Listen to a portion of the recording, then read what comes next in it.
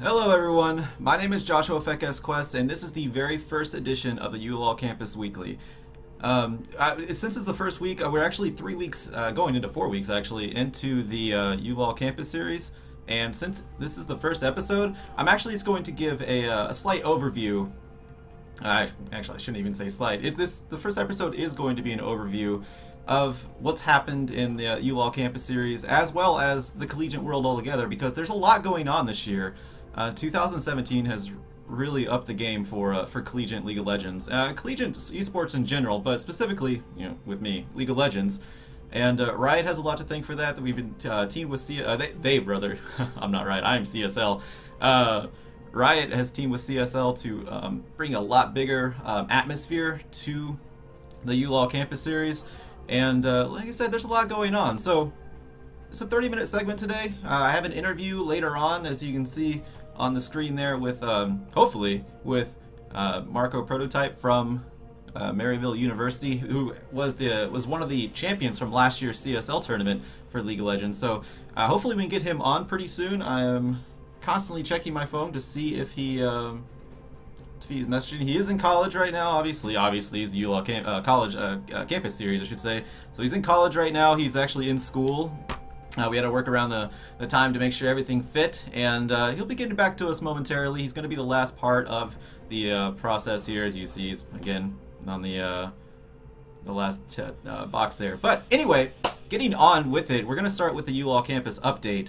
And again, it's going to be an overview of everything that's happened, as well as just what it's about. So, obviously, ULoL Campus Series, it is Riot's Collegiate League of Legends tournament. Previously called, it was called ULoL University, I believe. It's actually been a while, but either way, it's called the ULoL Campus Series now, and it is a collegiate tournament where sorry, I'm a bundle of nerves right now. This is the first episode, excuse me. It is a tournament where the championship is, decided by the teams and all that. They get scholarship prizes. The first player does get the first team, I should say, gets $8,000 per player. Second place is $4,000. Third and fourth is $2,000 per player, and fifth through eighth is $1,000 per player. And this is all in scholarship prizes, so they have to be used academically. And I don't know if you've ever been a college student, but that can be used quite a bit, even for housing, things like that. Textbooks, tuition, of course, tuition. But yeah, it's pretty huge. It's very important for just to get esports on the map, of course, but collegiate esports, because a lot has changed in the last few years, and we'll actually get into that later with the comparison to this year and last year. But moving on, there has been some disqualifications, and obviously it's always unfortunate. You don't want disqualifications, obviously, but it happens. We don't have anyone actually watching over the shoulder of anyone, so if there's suspected activity, we, CSL, we investigate, compare it with, bring it to Riot's attention as well, and then we make a decision from there. And unfortunately, it's happened a few times. Two of the examples so far is Miami-Dade College's computer club. They had a ringer during the Texas A&M match, so they are out of the tournament, as well as University of Southern California. Not California. I'm sorry about that. University of South Carolina, and they had a ringer during Georgia Southern University's match. So yeah, don't cheat. It's pretty easy. And a lot of the teams, like I said, they don't have anyone watching over them, but most of them, they pretty much everyone, they want to be honest about this, so don't cheat. Anyway, moving on. Let me change this here. And again, I'm so sorry. I'm like a bundle of nerves. This will even out as I go on, and throughout the weekly series as well. So thank you for your patience. But the next one is comparing the 2016 to 2017 of just the collegiate atmosphere in general, mostly the ULoL Campus Series. But we're going to look at some teams here. So the past 2 years has actually been won by University of British Columbia up in Canada. But it's a little bit different this year because UBC, they're not the same team as they were last year, the last 2 years.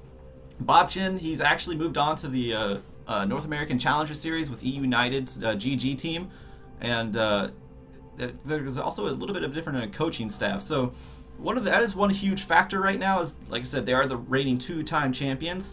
And it looks like it might be a little bit different this year, which might move Robert Morris University into the #1 spot. There was a power ranking that was released by Riot a few weeks ago.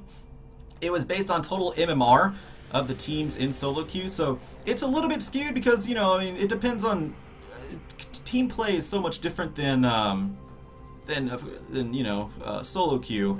And a lot of these players, a lot of the top teams are challengers, so I mean, it's a little bit skewed. It's also it's a decent reference point, but at the same time, if they competing on a team on a coordinated 5v5, a lot different than solo queue. So RMU, they were up there. We don't know how far they actually are this year, though.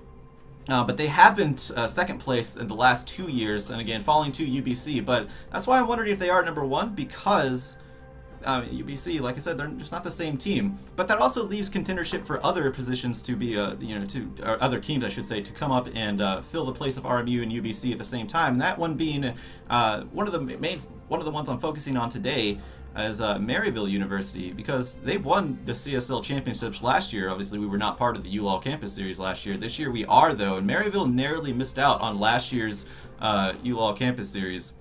So, and I mean, it begs the question: is like Maryville? I mean, are they able to take on RMU? Are they able to take the place of UBC?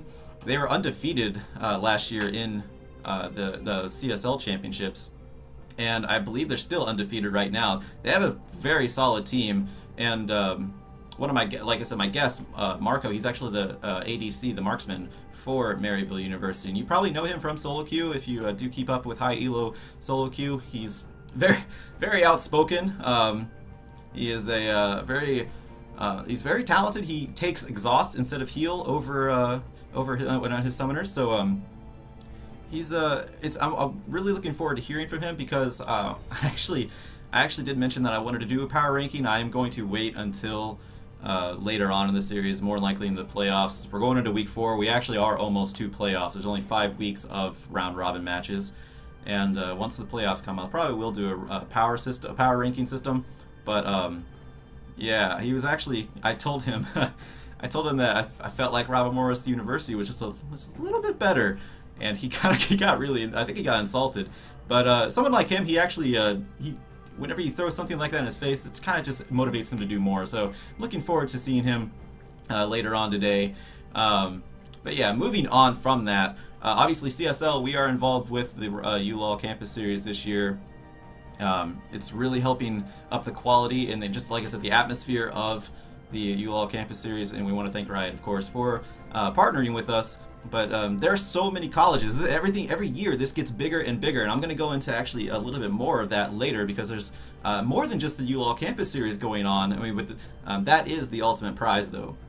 $8,000 per player is pretty awesome if for the first place winner. So yeah, a lot of colleges going on, and yeah, we are helping do that. Coordinate all of that. So that's actually it's really exciting. I'm very happy to be a part of it. But going on, in the staff of League of Legends, Riot Tizza actually is stepping up into the leadership role for league operations for the ULoL. He was formerly the lead operator for league operations for the Challenger series of League of Legends. So he has quite a bit of experience behind him, and he's going to apply that experience to the collegiate scene of League of Legends. And that's pretty awesome by Riot. They are focusing a whole lot on just expanding the opportunities that collegiate athletes are able to have here. I mean, and trying to get the name of esports on the map, because traditionally, I mean, and honestly, if you talk to anybody about collegiate esports, yeah, you kind of get some skeptical views.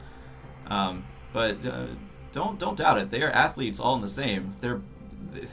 I don't know if anyone's ever seen any sort of studies done. I know Voyboy had one done on him one time about his eye twitches and everything that he did, his reflexes. They're above average. They're above most humans. Just like any other athlete, they have to have certain aspects of them that are just. I'm not going to say superhuman, because this is collegiate. They have to get there first, but they are far above average, and don't doubt it. They are collegiate athletes. So yeah. A lot of going on. So another thing, in addition, I'm going to go on and actually change this, because the next thing, obviously, you can see it there, is the Big Ten. The Big Ten is that's actually pretty awesome. The Big Ten Network is allowing 12 players, full-time students, 12 teams, I should say, not players, full-time with full-time students, the chance to win $5,000 in scholarship prize money. Every one of them actually already gets that for competing in the Big Ten tournament. So there's going to be 12 teams: Illinois, Indiana, Iowa, not Maryland, sorry about that, Michigan, Michigan State, Minnesota, Northwestern, Ohio State, Purdue, Rutgers, and Wisconsin. They compete in best-of-3 round-robin matches, and the winner will go on to compete in the championships for the ULoL Campus Series. So this is like another route into the playoffs of the ULoL Campus Series, and that's not to mention it is just more opportunity for students to pay their way through college through esports, and League of Legends specifically. So I mean, that's again pretty awesome. You can catch all the action on the Big Ten Network. Riot also hosts the broadcast for that as well. But it's pretty exciting. It just adds more competition, more ways for teams to get themselves out there, and not to mention, so let's also talk about comparing the 2016 to 2017. Before, a lot of the big teams were coming out of the West Coast, California being huge in that, and there's some down in Texas, and Georgia Tech has always been a big team as well.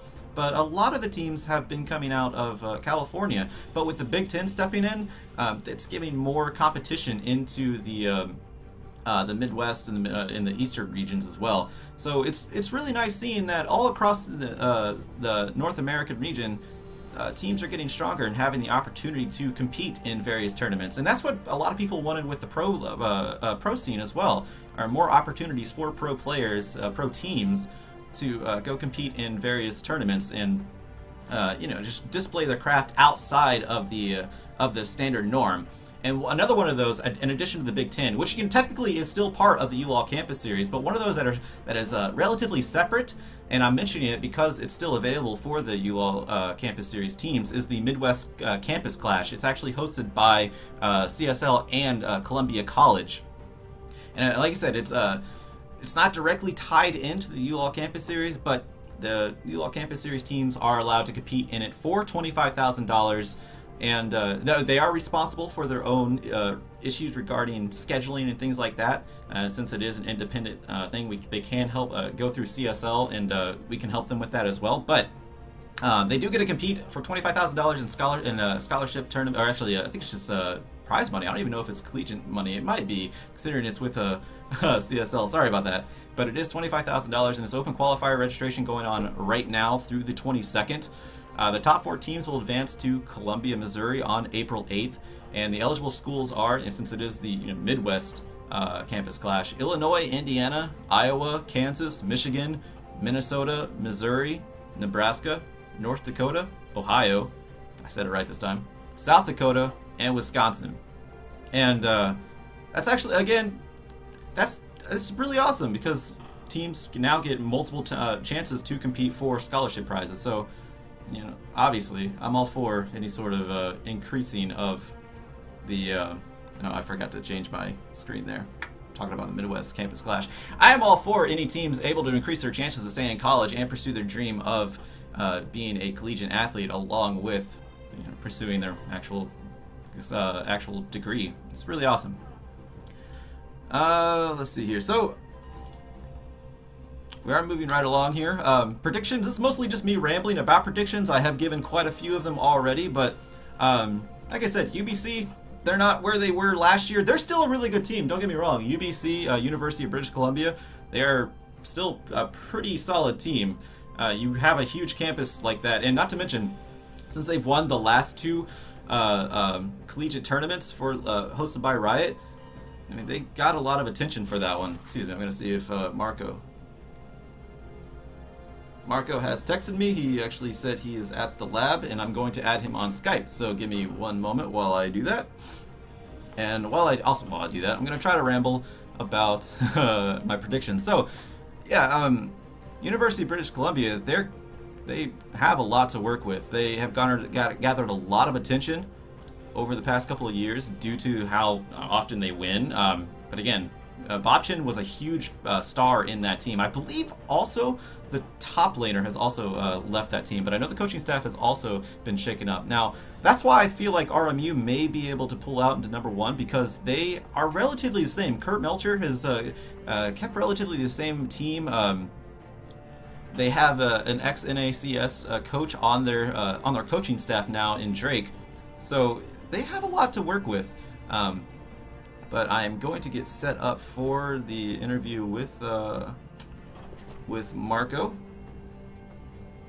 1 second. But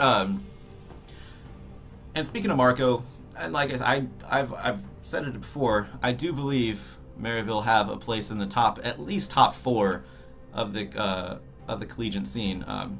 Dan Clerkey, the guy's a great manager. I mean, he's been excelling in pretty much everything he's done in the last, during the 2016 year. He's started he's actually the one who has started E United GG, which is where Bobchin plays now. He has various teams across multiple platforms, not just League of Legends. And yeah, he coached the Maryville University team to a lossless record last year. So he knows what he's talking about. He's has a track record to prove it. So I honestly believe that Maryville University will do quite well this year. Give me 1 moment. I'm going to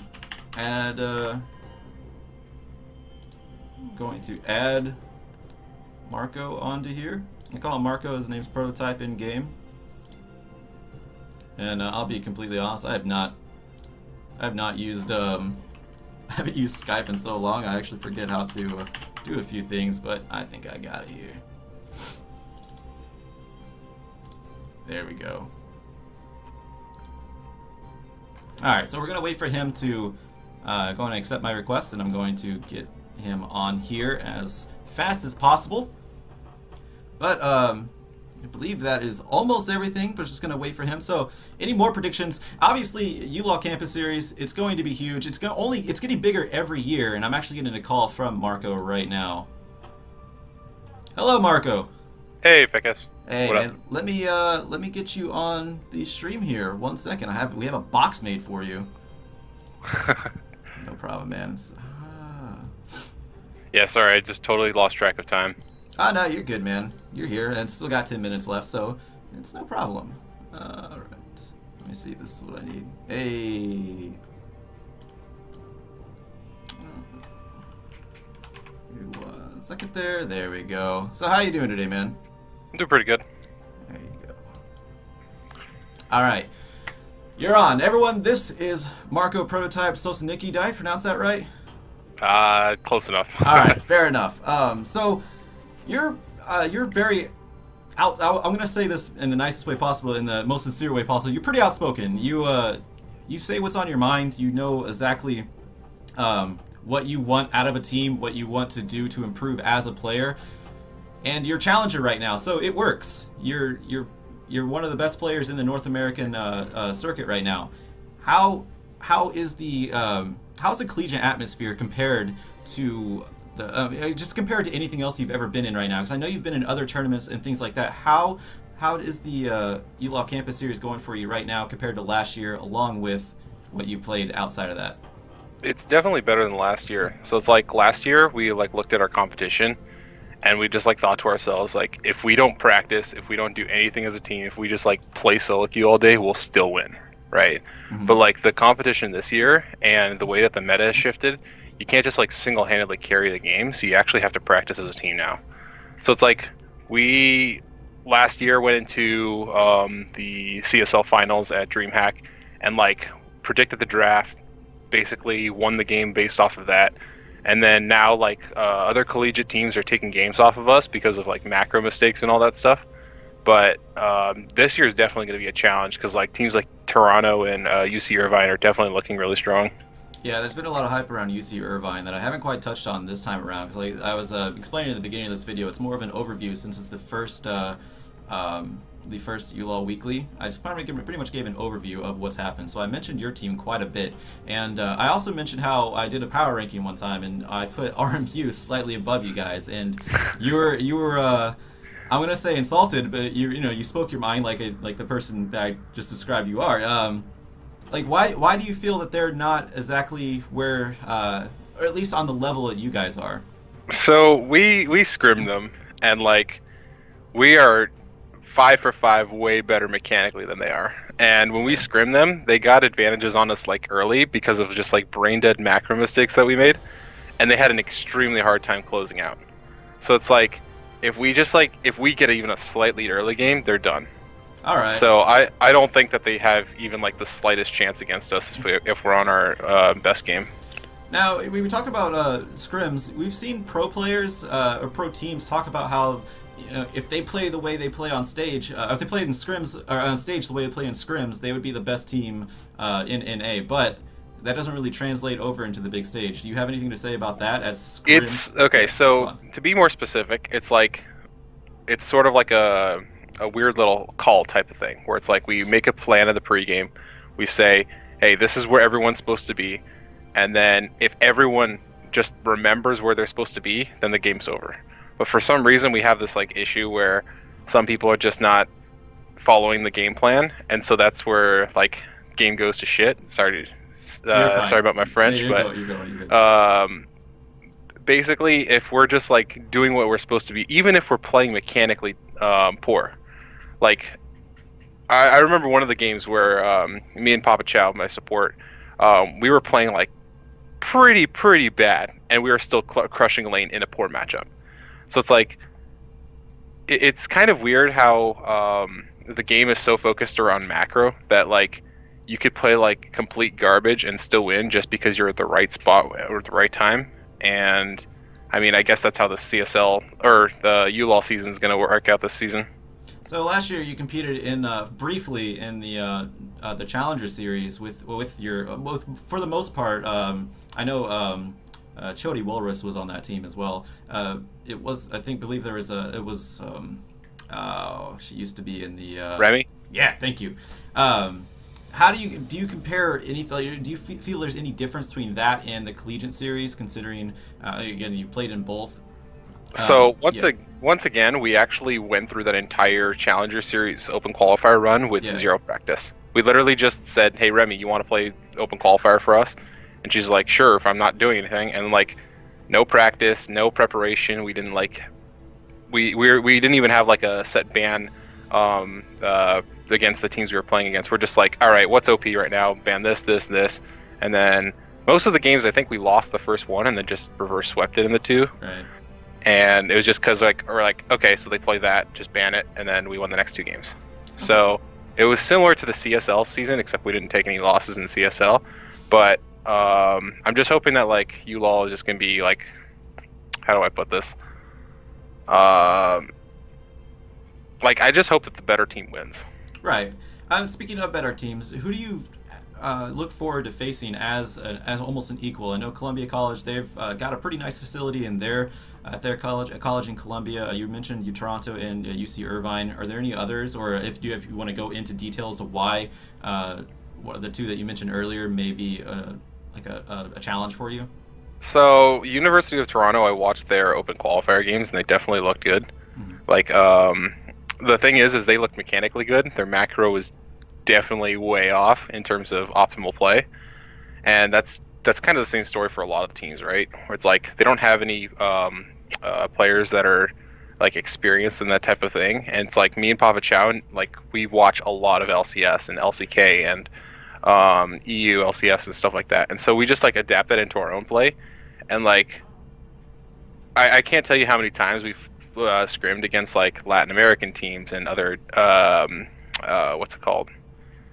What am I thinking of? ULoL teams. Oh, ULoL. And we actually scrimmed against a Challenger Series team, and it's like we miss all of our skill shots, and like our mechanics are just extremely poor. We still win the game just because the macro is correct. And I don't know if I really like that direction for how Riot's balancing the game, but it's like if your macro is good, it doesn't matter how bad of a player you have on the team, you can still win the game. Which is kind of weird to say. It's understandable. No, I mean, and that's obviously one of the differences between you being a professional athlete and a collegiate athlete. You guys have a lot of focus on outside of just the game. Have you have you seen any sort of effect on you from just your studies and things like that on your actual game, or is there really no problem for you transitioning from one to the other and balancing them? Do you mean school studies or? Yes. Yeah. I mean, I've always just kind of been like a really smart guy. Like, I don't really study in like any of my classes, and I just like ace all my exams just because I absorb information really well. Right. So it's like, I mean, last semester I had like a 97% of in one of my classes literally just going to lectures and not like having to read the book or anything like that. So it's like, I mean, I guess that's where my skill in League comes from. It's just like if I look at a League of Legends game, I know exactly what to do at every single time, just because I've played over like 10,000 games of it. Yeah. So it's like, I guess that's the transition. If I'm hearing your question right. Yeah, no, that's totally fine. Yeah, that pretty much touched on the point that I was referring to. So, I mean, you seem pretty confident going in. Do you feel like you can take the whole series this year? As of right now, no. We have a little bit of work to do, but ask me in like a month if we've improved. I'll definitely give you a better answer. Well, you guys are definitely going to playoffs, and that's oh actually, yeah. That was pretty obvious. I saw you guys' record. It's still pretty awesome, but yeah, that's actually when I was going to start doing the power rankings and things like that. What did you? Yeah, that's actually something I wanted to ask you. You were kind of miffed at the Riot's power rankings. Why was that? Oh, cause like there was like what 6 teams on that power rankings list that they ranked above us, and is like we don't even want to scrim them because like the scores like I think we scrimmed one of the teams on that list, and we like went 15-0, and then they canceled the rest of the scrims because they had no chance against us. Gotcha. So it's like, well, what's the point of script? Like, if that's like the power ranking, that's like ranking I don't know, Envious above SKT, and then them playing on stage and be like, okay, so I guess SKT's looking slightly better than NVS or something like that. All right, fair enough. That's actually, we're running out of time here. Was there anything in closing you wanted to say? Anything at all you want to shout out to anybody at all? Not really. All right, fair enough. Marko, thank you so much for being on here. Really appreciate it. And good luck in the series. Like I said, I know you guys are going to playoffs. I'll be watching you. Probably cast a few of your games. At least I hope so. You guys are so fun last year. So, yeah, man, have a good day and have a good rest of your classes. All right, thanks, man. No problem. All right. So that's going to be it for the first episode of the ULoL Weekly. Sorry about having a little bit of a nervous issue going on. I haven't really done this live before. I've done this through YouTube where I have plenty of opportunity to edit everything I say, but I'm right here live. And sometimes I'm a little ball of nerves. But it'll be better throughout the week, and or throughout the series, I should say. But thank you very much for watching. Feel free to leave any comments in the chat on our Twitter at CSL Law or C Star League. You can also contact me for comments, questions, suggestions, and same thing with the other ones at Pheqes. That is Pheqes. I believe it's not on the screen naturally, but yeah, feel free to contact us, and we look forward to hearing your feedback. I want to improve every week, so thank you very much for watching, and have a great day. And also stick around in 30 minutes. The first broadcast of the day for CSL's broadcasting of the ULoL Campus Series will begin. And yeah, see you folks later. I'm actually casting twice today. So see ya.